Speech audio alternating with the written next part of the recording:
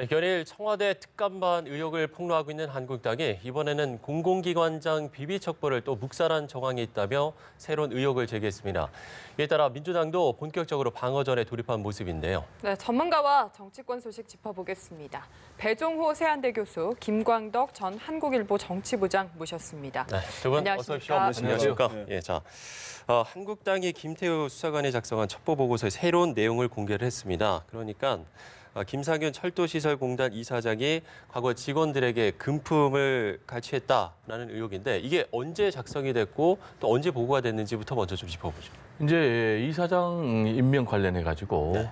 인사 검증 시기가 지난해 11월부터 2월까지였거든요. 네, 올해 2월까지요. 그렇습니다. 그런데 김태우 비서관이 자신이 이걸 지난해 12월에 첩보 보고를 청와대 특별감찰반장에게 올렸다는 거예요. 네. 그럼 내용을 보니까 이 김상균 이사장이 당시 이제 부이사장이었는데 부이사장 재직 시절에 부하 직원들에게 뭐 500만 원에서 1,000만 원씩 여러 사람에게 뭐 받았다.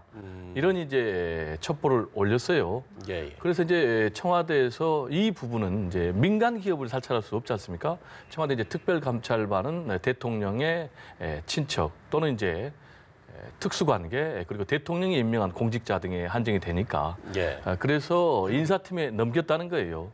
그리고 이 첩보 자료를 주면서 그때 이제 인사 차원에서 검증을 해 보니까 그게 전혀 사실 무근이다. 그래서 정상적으로 임명을 했다라고 지금 해명을 하고 있고요. 또 철도시설공단 측에서도 예. 전혀 사실 무근이다. 당시에 여러 가지 모함성 투서가 많았지만은 확인해 본 결과 지금 사실 무근이다. 이렇게 언론에 또 보도자를 배포한 그런 상황입니다. 그런데 한국당이 지금 좀 강경한 입장인 게요. 객관적으로 증명할 만한 증거가 있다. 이런 식으로 추가 청와대의 반응에 따라 추가적으로 공개를 하겠다. 이런 식으로 이야기를 하고 있거든요. 네, 그래서 한국당이 굉장히 이제 이거를 우리가 증명할 자료가 있다라고 하면서 이렇게 공세를 취하는 거는 나름의 배경이 있을 겁니다. 근데 이게 예. 과연 증명할 수 있는지는 나중에 추가 자료를 공개해봐야 알 수가 있는데 아마 이제 추정컨대 어떤 게 추가로 증명할 자료라고 그러고 있냐면은 김태우 수사관이 보고한 보고서가 있을 거 아닙니까? 네. 예, 예. 그 보고서에 보면 김태우 수사관이 이 보고서를 만들 때 당시 이 철도시설관리공단에 고위 관계자로부터 듣고 보고서를 작성했다는 거예요. 그러니까 그 고위 관계자라는 사람이 그것은 이렇게 말했다라고 하는 게 있으니까 그 사람의 일종의 증언이 나올 수도 있다는 거고 예. 증언이 아니더라도 그 보고서 내용을 아마 공개하는 방법이 있을 수 있고 또 하나는 실제로 만약에 금품 갈취 지금 현재 청와대하고 이제 이 철도공단 이 시설관리공단에서는 이게 사실이 아니라고 하고 있기 때문에 네, 그렇죠. 사실 여부는 좀 알아봐야겠습니다만은 만약에 금품을 그렇게 받은 게 사실이다. 그러면 그걸 당한 사람이 혹시 증언이 있을 수가 있고 예. 또 하나는 그 사람이 아닌 제3의 그 공단 내에 제3의 목격자 등의 이러한 일종의 증언 이런 것들을 확보했을 가능성이 있는데 네. 제가 보기에 일단은 현재는 첫 번째 그 보고서 내용을 확보했을 가능성이 높을 겁니다. 그래서 그거를 이제 추가로 만약에 공개할 경우에 또 이거를 두고 그때 만약에 고위 관계자가 김태우 수사관에게 당시에 언급을 이런 식으로 했는지 안 했는지 모르겠습니다만 했더라도 또 지금도 똑같은 발언을 하느냐 이런 것들이 있기 때문에 이거를 진실을 요 단계 한국당이 새로운 자료를 내놓는 것만으로 증명을 하기는 쉽지는 않을 거로 보입니다. 예, 그러면 진실 규명을 위해서 좀 어떠한 절차가 필요하다라고 생각을 하세요? 지금 뭐 특검 얘기도 나오고 있던데요. 예, 이거를 이제 규명할 수 있는 방법은 청와대는 당연히 지금 아니라고 하는 것이고 공단에도 아니라고 하고 있고 한국당은 이제 사실이라고 이렇게 주장하고 있기 때문에 그렇죠. 이거를 해결하는 방법은 크게 한 3가지가 있을 수 있습니다. 일단 지금 현재 청와대가 임명하지 않은 특별 감찰관이 원래 있거든요. 청와대에 예, 예. 있어야 되거든요. 근데 지금 현재 지난번에 박근혜 정권 때 물러난 뒤에 지금까지도 이석수 임명을 안 하고 있죠. 예. 한 2년여 예. 동안 임명이 안 되고 있는데 그 사람을 임명해서 하는 방법이 있고 조사하는 방법이 있고 또 하나는 특검을 통해서 임명해가지고 조사하는 방법이 있고 또 검찰 수사를 통해서 하는 여러 가지 이런 방법들이 있으니까 예, 예. 이런 거를 통해야만이 구체적으로 이런 어떤 강제권이 있는 수사력을 동원해야만이 이 사실 여부가 규명될 수 있다. 이렇게 생각이 됩니다. 지금 말씀하신 대로 한국당의 나경원 원내대표가 특별감찰관 빨리 임명을 하라. 그리고 또 야당에게 추천권 넘겨라. 이렇게 이야기를 하고 있는데 우선은 좀 궁금한 점이 이게 김태우 수사관 사건의 본질인가 하는 점이거든요. 특별감찰관과의 문제가요. 어떻게 보십니까? 뭐 본질이라고 할 수도 있고 본질이라고 안 할 수도 있지만 지금 특별감찰관을 야당에게 몫을 넘겨라는 얘기는 좀 안 맞죠. 왜냐하면 이제 법에 보면은 특별감찰관은 독립적인 지위를 갖는다라고 되어 있습니다. 그리고 정치적으로 중립을 유지한다. 정치적 중립 의무가 있거든요.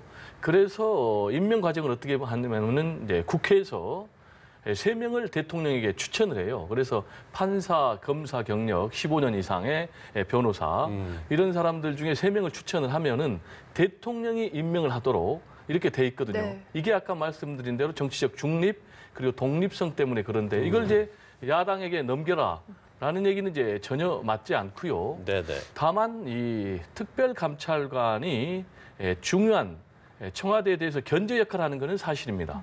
우리가 지난번에 박근혜 최순실 국정농단 사태에서도 이석수 특별감찰관이 이제 우병우 민정수석에 대해서 감찰을 벌이다가 오히려 공격을 받아서 사퇴하는 이제 그런 일이 벌어졌지 않습니까? 그런데 이 특별감찰관이 물러난 지 지금 대략 한 1년 6개월 정도 됐는데 아직까지 공석이거든요. 그러면 이 부분은 제도적으로 지금 문제가 있는 부분이죠. 예. 그렇다면은 국회가 아까 말씀드린 추천을 해야 되거든요. 그런데 국회가 할 역할을 방기하면서 목만 넘겨라? 이건 좀 논리적으로 맞지 않는 부분이죠. 그래서 하루빨리 자신에게 몫을 넘겨라고 할 것이 아니고 3명을 추천해서 대통령이 임명하도록 해서 특별감찰관 제도가 작동하도록 해야 된다라는 말씀을 드리고 싶고 또 하나는 동시에 지금 김태우 수사관 문제가 불거지면서 청와대에 대해서 제도적인 감시 장치가 좀 필요하다. 예. 그러면서 그것과 관련해서 고위공직자 비리 수사처 공수처. 이 네. 공수처 문제가 지금 빨리 발족돼야 된다. 이런 주장이 나오고 있거든요. 예. 제가 볼 때는 이 부분도 여야가 빨리 정치적인 타결을 해서 제도적으로 출범해서 작동할 수 있도록 해야 되는 것이 정치권 의무 아닌가 이런 생각이 듭니다. 예. 부장님은 뭐 어떻게 보세요? 네, 저는 그러니까 이제 특별감찰관 이번에 거론이 된 거는 예. 이번에 이제 민정수석실에 여러 가지 이제 문제가 이제 거론되고 있는 게 야권이 제기하는 건 그게 2가지거든요. 하나는 민간인 사찰 의혹이 있다는 부분이고 하나는 이런 핵심 인사에 대한 이런 비위 보고가 상부에서 묵살이 됐다라고 하는 의혹을 제기하고 크게 2가지고 네. 또 이제 청와대나 여권 입장에서는 이제 청와대 직원의 기강 회의라고 하는 게 있을 수가 있는 거죠. 예. 이렇기 때문에 이러한 거를 대통령의 측근이라든가 이런 고위공직자를 특별 감찰을 하는 팀이 지금 민정수석실 내에 아까 있지 않습니까? 이거 있지만 특별감찰관은 그거보다 더욱 지금 현재 민정수석이라든가 민정수석실이 제대로 하느냐 논란이 되고 있기 때문에 이걸 좀 독립적으로 청와대로부터 좀 떠나서 좀 독립적으로 조사할 수 있는 특별감찰관이 빨리 팀이 가동이 돼야 된다라고 하는 관점에서 문제 제기는 할 수 있는데 어떻든 이거는 국회가 추천하는 거로 돼 있지 야당이 추천하도록 돼 있지는 않거든요. 그렇기 때문에 야당이 넘기라고 하는 것까지는 그런 것 같고 여야가 빨리 협의해가지고 네. 이거를 지금 현재 2년여 가량 지금 공석이니까 이거를 이게 있도록 하는데 공석인 거는 문제가 있거든요. 빨리 그래서 여야가 협의해서 추천하는 게 바람직하다고 생각합니다. 예. 지금 특감반 의혹과 관련해서 일단 민주당은 정치 공세를 이제 중단해라 이렇게 이야기를 하고 있는데 이 문제가 계속해서 좀 길어지면은 여당인 입장에서도 상당히 부담이 될 것 같거든요. 그렇습니다. 지금 이 문제가 여당의 악재인 것은 틀림이 없습니다. 네. 왜냐하면은 지금 김태우 수사관 문제가 여러 가지 복합적인 문제지만은 당장 김태우 수사관 개인 비위 문제 아니냐라는 부분이 있고 그다음에 2번째는 청와대 기강회의 문제가 있고 또 하나는 과연 이게 정당한 감찰이냐 사찰이냐라는 문제 제기가 되고 있는데 청와대 기강이 해이해졌다라는 비난에서는 자유로울 수 없을 것 같아요. 왜냐하면 이번에 김태우 수사관 문제뿐만이 아니고 얼마 전에 음주운전과 관련해서 청와대 의전을 총괄하는 의전 비서관이 물러나야 됐지 않았습니까? 예. 그리고 또 청와대 경호처 직원이 음주 관련해 가지고 폭행을 해서 물의를 빚어서 내부적으로 기강을 단속한다고 했지만은 이런 일이 또 벌어졌거든요. 그리고 이 김태우 수사관의 근태 관련해서도 근태 관리가 제대로 되지 못했다라는 부분을 반부패 수사관도 인정을 했거든요. 예, 예. 수사비서관도. 그래서 이 부분에 대해서 청와대가 좀 되돌아봐야 될 필요가 있겠고요. 그다음에 과연 이게 지금 정당한 감찰이나 사찰이냐 이 부분은 이제 상당히 논란이 많아요. 지금 한국당에서는 11건을 폭로하면서 민간인 사찰이었다 이렇게 주장을 하지만은 거기에서 6건은 바로 이거는 민간인 사찰에 해당되니까 폐기해야 된다라고 폐기를 했고 나머지 부분에 대해서 이제 조목조목 해명을 했기 때문에 진실이 어느 것이 맞는지는 더 봐야 되겠고 다만 이 부분이 이대로 계속 가면은 청와대는 이제 악재가 되니까 지지율이 지금 계속 떨어지고 있는 그런 예. 상황 아닙니까? 예. 그래서 대략 지금 지지율이 데드크로스라고 그래가지고 긍정 지지율보다 부정 지지율이 더 앞서는 예, 예. 긍정이 이제 45, 부정이 45고 긍정이 44 이런 상황이 됐기 때문에 45, 46이었어요. 네, 지금 나오고 45, 있습니다. 46입니까? 네, 1% 포인트 차인데. 예. 그러니까 이제 긍정이 45고 부정이 46인. 이래서 역전이 되는 이런 상황이기 때문에 청와대에 신경 쓸 수밖에 없고 청와대는 그럼 어떻게 해야 되겠는지 일단 내부적으로 기강을 바로 잡아야 되고요. 그리고 국민들과 소통을 좀 해야 될 필요가 있습니다. 이제 특히 이제 문재인 대통령이 혼밥을 한다라는 얘기도 있는데 네. 다양한 사람들과 만나서 소통을 해서 처방을 내놔야 되고 그리고 무엇보다도 성과가 중요합니다. 특히 이제 민생 경제 분야와 관련해서 성과를 보여줘야지 이 지지율이 다시 반등하지 않겠느냐 이런 생각이 듭니다. 근데 지금 문제가 김태우 수사관이 뭐 계속해서 폭로를 내놓고 있고 이에 대해서 청와대가 뭔가 건건히 반박을 하고 있고 이게 계속 지속되는 거 아닙니까? 차라리 뭐 특검을 받는 게 낫지 않냐 이런 이야기도 있던데요. 어떻든 이렇게 김태우 수사관이 본인이 이제 여러 가지 자기에 대한 조사가 이루어지니까 예, 예. 그동안 일단 자기가 그동안 보고했던 거를 완전히 계속 연쇄적으로 폭로하고 있는 상황인데 네. 이런 식으로 해서 이제 국정이 이런 식으로 되면은 그게 국정이 안정이 좀 안 되잖아요. 그런 측면에서 바람직한 이렇게 여권에서도 이러한 빌미를 제공한 것 청와대에서도 그 점도 반성을 해야겠지만 김태우 수사관이 이러한 식으로 폭로하는 것도 저는 바람직하지 않다고 봐요. 그래서 이번 기회에 이런 민간인 야당이 제기하는 민간인 사찰 의혹과 함께 핵심 인사에 대한 비리 의혹이 과연 묵살됐느냐 이런 것도 규명을 돼야 되지만 예, 예. 바로 이제 기강 회의 문제, 청와대의 기강 회의 문제도 해결해야 되고 또 하나는 계속 느끼는 바입니다만 저도 청와대 출입 기자를 해왔습니다만은 김태우 이 수사관이라든가 과거에 박관 전 정경련도 그렇고 이게 보고한 내용들을 보면 그 당시 박근혜 정부는 이거를 이제 찌라시라고 이제 폄하를 해버렸고 이번 정권은 이거를 불순물 뭐 이런 식으로 이제 했는데 실제로 보면 보고된 내용 중에 어느 정도 맞는 내용들도 있습니다만은 거기에 보면은 이제 동향 보고라든가 첩보 보고 그다음 정보 보고 이런 좀 세련되게 가면 이제 정보 보고 형식이 되는데 이것들을 보면 우리가 일반 국민들은 청와대 내 보고니까 100% 다 맞는 얘기 아니겠어 그러는데 거기에 보면 그야말로 시중에 떠드는 소문들도 보고하는 게 많거든요. 근데 이런 게 청와대 수석과 심지어 최고 결정권자한테까지 최고위층한테까지 비서실장이라든가 그렇게 가게 되면 네네. 이런 것들을 만약에 사실이 아닌 것도 섞여 들어가거든요. 그런 것들에 게 굉장히 정책 결정하는데 그게 또 이게 선입견으로 작용할 수 있고 바이어스로 작용할 가능성도 있기 때문에 그런 걸 보완하는 것까지 해서 이번에 좀 총체적으로 한번 점검해보는 저는 그래서 이번에 여러 가지로 여권도 그거를 그동안에 반성의 기회로 삼으면서 네. 쇄신을 통해서 이런 전반적으로 점검하는 그런 기회를 삼는 게 바람직하다고 생각합니다. 조국 수석 책임론이 또 나오고 있는데 그렇다면 청와대 인적 개편은 좀 필요하다고 보시나요? 예, 저는 청와대 인적 쇄신은 시기의 문제이지 어느 정도 필요하다고 봅니다. 왜냐하면은 대통령의 국정 운영이 안정적으로 되는 게 대통령뿐만 아니라 우리 나라의 이렇게 안정에도 도움이 되고 또 민생의 다른 거에도 주력해야 될 게 많지 않습니까? 그렇게 하려면 인적 쇄신 같은 게 일종의 분위기 쇄신을 통해서 이제 국정 쇄신이 되는 계기가 될 수 있거든요. 그래서 그런데 그럼 시기가 언제가 좋으냐에 대해서 지금 전망이 한 세 갈래가 나오고 있어요. 지금 뭔가 바뀌긴 바뀔 것 같은데 예를 들어서 예. 비서실장이라든가 조국 민정수석이라든가 그런데 내년 연초 올해 말은 이제 곧 지나가니까 내년 1, 2월에 보통 1, 2월에 인사가 많거든요. 1, 2월에 하는 방법도 있고 내년 5월에 취임 2주 이번에는 대통령께서 5월에 취임하지 않았습니까? 예, 그렇기 때문에 그렇죠. 취임 2주년이 되는 5월 과거 같은 경우는 1, 2월에 취임을 2월에 취임했으니까 그런데 5월이 될 수도 있고 아주 늦어지면 8.15 또 전후에 또 인사가 많아요.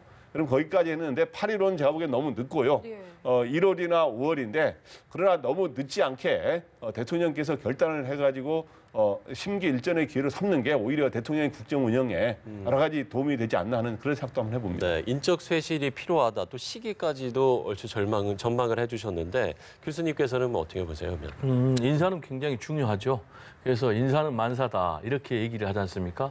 근데 또 인사는 타이밍이거든요. 그래서 이제 고도의 정치 감각이 필요한데 예. 일반적으로 청와대 비서진은 총선 한 1년 정도 앞두고 인사를 단행을 합니다. 왜냐하면은 총선 출마 예정자들이 1년 전에는 나가서 지역구 관리를 해야 되기 때문에 준비를 해야 되기 때문에 그래서 이제 청와대도 그런 스케줄을 갖고 있는데 예. 지금 지지율이 계속해서 하락하고 있고 김태우 수사관 문제가 지금 터졌기 때문에 제가 볼 때는 여러 가지를 종합해 보면 조금 더 청와대 인적 쇄신을 앞당겨야 될 그런 필요가 있지 않나 이런 예. 생각이 듭니다. 지금 뭐 손학규 대표 같은 경우도 의참마속의 결단을 내려야 한다. 뭐 이렇게 이야기를 하고 있고요. 근데 손학규 대표 같은 경우는 이제 조국 민정수석을 겨냥해서 네. 읍참마속이라는 표현을 쓴 건데 문재인 대통령 입장에서는 조국 민정수석을 내치기는 쉽지 않을 겁니다. 왜냐하면 조국 민정수석 하면은 굉장히 본인이 아끼고 끝까지 같이 가야 되겠다라는 사람으로 지금 꼽고 있는 것으로 알려지고 있거든요. 예. 또 하나는 어쨌든 간에 적폐청산을 주도해 왔고 예. 또 사법개혁을 사법개혁을, 예. 계속해서 앞으로 주도해야 되는데 그럴 경우에 과연 조국 수석을 내치면은 그런 부분을 누가 하겠느냐라는 문제가 생기기 때문에 조국 민정수석을 교체하기는 쉽지 않아 보이고요. 다만 지금 청와대의 의전 비서관이 공석이거든요. 네. 그리고 이제 탁현민 행정비서관도 계속해서 거치 문제가 나오고 있지만은 탁현민 행정관도 지금 바꾸지 어려운 그런 상황이거든요. 이유는 대체할 인물이 없다는 거예요. 그래서 상당히 문재인 대통령이 고심을 하고 있는데 제가 볼 때는 이런 기회에 차라리 진영을 뛰어넘어서 천하의 인재들을 두루 좀 기용을 하는 그런 계기로 삼으면 더 좋지 않을까 이런 생각도 듭니다. 읍참마속 얘기 조금만 더 해보자면은 그래서 문재인 대통령한테 과연 조국 수석이 마속 정도인가 이 부분을 좀 얘기하는 부분도 있더라고요. 어떻든 조국 수석은 문재인 대통령에게는 아주 소중한 존재죠. 그리고 그냥 인연이 깊고요. 같은 고향 출신이고 그 전에 2012년 대선 전에부터 여러 가지 조언을 리포트를 통해서 대선 집권 전략의 어떤 보고서를 갖고 서로 공유하면서 토론도 해왔고 예, 예. 그리고 촛불 일종의 혁명이라고 그러죠. 이제 이 정부에서는 촛불 혁명, 이 촛불 집회의 일종의 상징적 존재고 그렇기 때문에 여러 가지로 교체하기가 굉장히 어려운 측면이 있습니다. 그래서 마속하고 조국 중에 과연 누가 더 중요하냐 이거에 대해서는 우리가 또 깊은 연구가 필요하겠습니다만은 그런데 저는 이런 경우에는 대통령도 사실은 가까운 사람을 읍참이라는 게 이게 자른다는 거거든요, 울면서. 예. 근데 이제 그렇게 하기가 사실 쉽지 않은 게 있어요. 또 문재인 대통령은 또 이게 여러 가지로 자기 가까운 사람들을 쉽게 내치지 않는 또 약간의 그런 또 스타일이 측면도 있기 때문에 과거에도 보면 그렇기 때문에 이럴 때는 핵심 참모들이 이 정권을 위해서 스스로 나는 지금 오히려 청와대 밖에 나가서 지금 현재 우리나라 사법 개혁에 대해서 연구할 게 많습니다라든가 예. 또 다른 명분 선거에 나가야 된다든가 이런 해서 오히려 참모들이 스스로 대통령한테 마음 편하게 해서 먼저 사의를 표명하면서 적극적으로 그런 것도 하나의 방법이 아닌가 생각이 듭니다. 알겠습니다. 자, 김성태 의원의 딸 KT 특혜 채용 의원과 관련해서 이야기를 좀 해볼 텐데요. 여기에 지금 문준영 씨가 언급이 됐거든요. 그 김성태 의원이 문준영 씨 채용 특혜 의혹과 함께 국정조사를 하자라는 건데 어떤 좀 의도가 있다라고 보세요? 네, 뭐 이거를 갖고 뭐 소위 이제 정가의 얘기로 물귀신 작전이냐 뭐 이런 얘기까지 나오는데 네. 최근에 보면은 특혜 채용이라든가 뭐 또 다른 의혹이 거론이 되면 정치인들이 지금 현재 그 문 대통령의 아들 준용 씨 그 이제 특혜 채용 이제 논란이죠. 이거를 항상 제기를 하면서 이렇게 하는데 그 전에도 이제 이재명 지사가 해경군 김씨 그 계정 소유주 의혹이 나왔을 때 여기 해경군 씨가 준용 씨 특혜 채용 의혹을 제기했기 때문에 그러면 이거를 제가 되는지 안 되는지 보려면은 그거를 이제 준용 씨 특혜 채용 의혹에 대해서 규명해야 되는 거 아니냐라고 했는데 결국에 이게 기소가 안 됐습니다만은 이번에 또 김성태 의원이 본인 대충 어떤 내용이냐면 딸이 KT에 채용이 됐는데 처음에는 이제 계약직으로 들어갔다가 중간에 정규직으로 바뀌고 또 네. 올해 초에 퇴사를 했는데 그 과정에서 뭐 윗선에서 누가 뭐 김성태 의원을 아는 사람이 뭐 이 사람은 뽑아달라고 했지 않냐는 이런 얘기가 흘러나왔는데 김성태 전 원내대표는 아니라고 좀 부인하고 있습니다. 전혀 특혜가 아니다라고 주장하고 있으면서 김성태 의원이 여권에서 처음에 국정조사 얘기가 나오니까 그럼 국정조사 하자. 그런데 조건을 달았어요. 대통령 아들의 채용 특혜하고 같이 해서 국정조사를 하자. 예. 이렇게 하니까 이제 민주당에서 우리가 국정조사를 하자고 말했었는데 그래 꼭 하자는 게 아니라 성역 없이 모든 거를 이렇게 다루자는 뜻이다. 이렇게 해서 이렇게 했는데 이거에 대해서 손혜원 의원은 오히려 거꾸로 이번 기회에 준용 씨가 의혹이 없으니까 당당하게 오히려 그걸 같이 해서 특히 국정조사 하자 뭐 이런 주장이 또 민주당 내에서는 양론이 나오는 것 같습니다. 이 민주당에서 처음 국조 이야기를 꺼낸 게 홍영표 원내대표인데 좀 신중하지 못했다는 반응도 있고요. 교수님께서는 어떻게 생각하십니까? 네, 이제 국정조사를 지금 여든 야든 너무 남발하고 있지 않습니까? 예. 국정조사라는 것은 이제 꼭 할 만한 가치가 있는 정말 권력형 비리에 한해서 해야 되는데 그런 측면에서 지금 서울시 교통공사에 대해서 채용 비리 관련해 가지고 국정조사를 할 만한 사안이었는지 거기에 대해서도 정치권에서도 찬반 양론이 굉장히 많아요. 그런 점에서 저는 이제 국정조사를 남발하면은 국정조사의 무게감이 떨어진다. 이런 말씀 좀 드리고 싶고요. 그럼 이제 김성태 전 한국당 원내대표 딸의 특혜 취업 의혹과 관련해서 이 부분에 대해서 김성태 전 원내대표가 깔끔하게 역제안을 하면서 조건 없이 했으면 굉장히 설득력이 있었을 것 같아요. 네. 예. 오케이, 우리 딸 전혀 취업 과정에서 특혜 의혹이 없으니까 국정조사 한번 해보자. 그랬으면 아주 멋지고 당당했을 텐데 그게 이제 조건을 걸었지 않습니까? 그 조건이라는 것이 뭐 방금 얘기했지만은 문재인 대통령의 아들 문준영 씨 취업 특혜 의혹을 걸었거든요. 예. 네. 그러면 이거는 이제 조건부로 역제안한 거니까 그렇다면은 국정조사를 하지 않으려는 그런 의도가 아닌가라고 해석이 되니까 진정성에 굉장히 의문이 드는 이제 그런 상황이고요. 물타기다. 또 하나는 이제 예. 본인은 상대방의 물타기다. 지금 이제 청와대 김태우 수사관의 문제를 물타기하기 위한 그런 것이다라고 이제 주장을 하고 있는데 지금 이게 이번에 터지기 전에도 민주당 의회총회에서 이 문제가 좀 거론이 됐었어요. 예. 그러다가 잠잠하다가 한겨레에서 이 문제를 대대적으로 네. 폭로하면서 문제가 됐는데 지금 이제 김성태 원내대표가 이렇게 역제안을 하니까 지금 한겨레가 다시 문제 제기됐어요. 자, 왜 정규 취업 과정만 소상히 밝히고 최초의 비정규직으로 취업을 했던 그 과정에 대해서는 언급이 없느냐 네. 라면서 또 공격을 하고 있거든요. 그래서 이 문제가 앞으로 계속해서 김태우 수사관 문제와 맞물려서 네네. 정치권의 쟁점이 될 것으로 그렇게 전망이 됩니다. 예. 유치원 3법 이야기를 짧게 좀 해보면 일단 여야가 합의안 도출에 실패를 했는데 다음 주가 좀 분수령이 될 것 같거든요. 좀 전망을 지금 어떻게 하세요? 민주당에서는 예. 어쨌든 패스트 트랙으로 뭐 처리를 하려고 하는 것 같은데. 이제 이 문제가 쉽지 않죠. 왜냐하면 민주당은 이른바 유치원 3법, 이 유치원 3법의 핵심이 뭐냐면은 국가회계관리 틀에 넣자라는 거하고 지금 이제 정부 지원금으로 돼 있는 부분을 보조금으로 해서 횡령으로 이걸 남용할 경우는 횡령으로 처벌하자. 그래서 처벌 규정을 강화하자는 거 아니겠습니까? 그런데 여기에 대해서 지금 한국당은 사유재산을 얘기하면서 처벌을 강화하는 것은 안 된다. 지금 이런 입장으로 맞서고 있거든요.